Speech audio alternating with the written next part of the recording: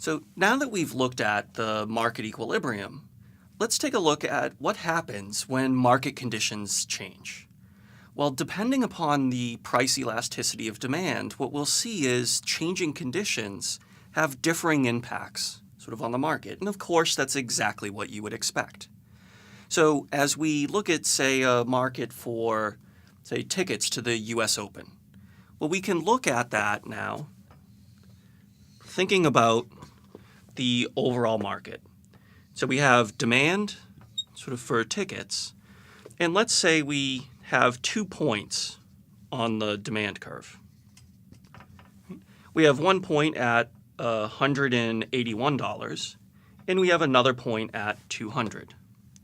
And let's say at $181 we sell 10,000 tickets, and at a price of $200 we sell 9,000 tickets. Well, what is the impact then of this change in price? Well, there's going to be a few things we want to take a look at. Let's start by looking at total revenue. Well, what is total revenue? At its most basic sense, this is just price times quantity. Right? And so at a price of 181, well, it's 181 multiplied by the 10,000 tickets that we sell. Right? And this is $1,810,000. And we could see that graphically as well, right? That it's the 181 times 10,000. It's the area of the rectangle, basically between the quantity that we sell and the price that we sell it at. Well, what happens as, say, we consider increasing our price? Right? There's no particular reason at this point why it's 181. We could imagine increasing the price to 200. Well, what happens now? Now the price is 200, and now we sell 9,000 units. What you'll see is the revenue changes as a result of that.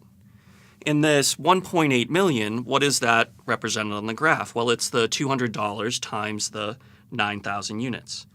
That's this area underneath the price of 200, but only going up to the 9,000 units. So what's happening here? There's two changes that are impacting the firm as a result of this.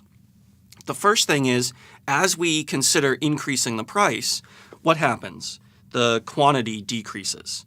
And so we lose the revenue on those 1,000 units. That's this part of the graph. Right?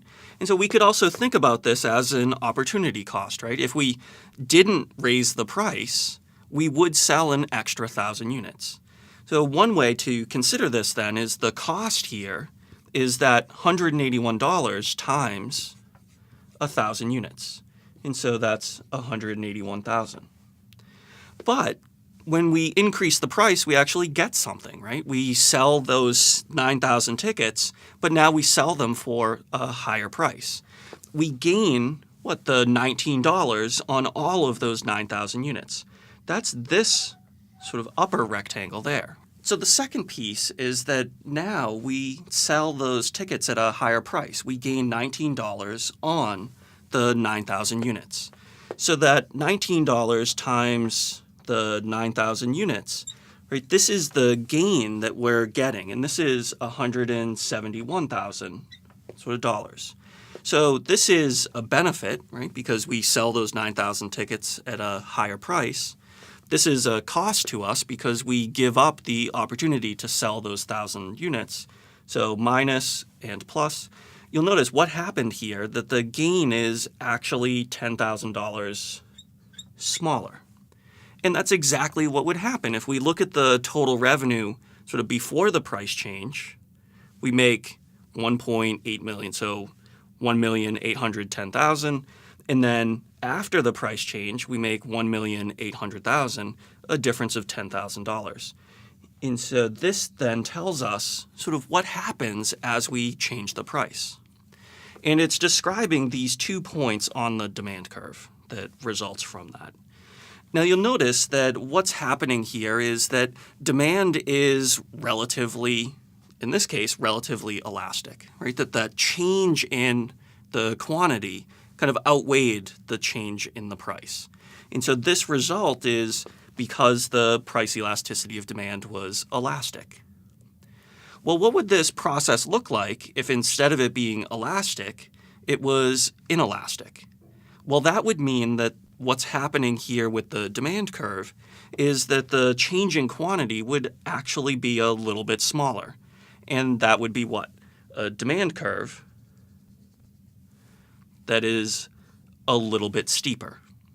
And so now that increase in price to $200, that the quantity change is a little bit smaller.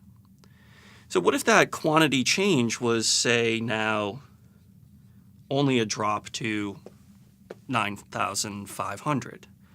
What we'd see is that the elasticity here is now more inelastic that sort of results from this. And we would see that the decrease, right, the difference between the 10,000 units and the 9,500, that this thing here becomes, instead of 181 times 1,000, it's 181 times 500. And so this negative part is actually what? It's just half of that. And so this is 90,500.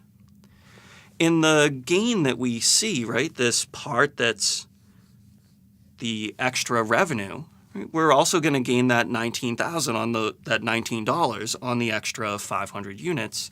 So instead of this being 9,000 units, it's 9,500.